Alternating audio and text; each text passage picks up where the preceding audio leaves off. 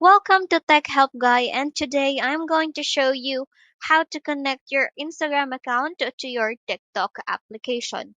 First, open TikTok, go to your profile, edit profile, scroll down until you see social, Instagram, YouTube, and Twitter. Just remember, guys, that if your account isn't private, you will not see this section, so you need to public your account. Anyway, click Instagram, add Instagram. Then you need to log in. It's either you save info or not now, it's up to you. Tap allow, allow again,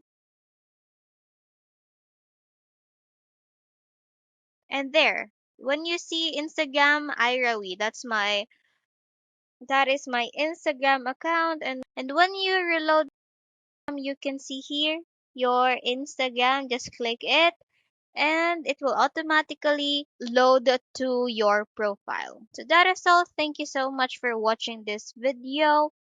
Like, comment, share, and subscribe to this YouTube channel for quick tips and tutorial. Bye.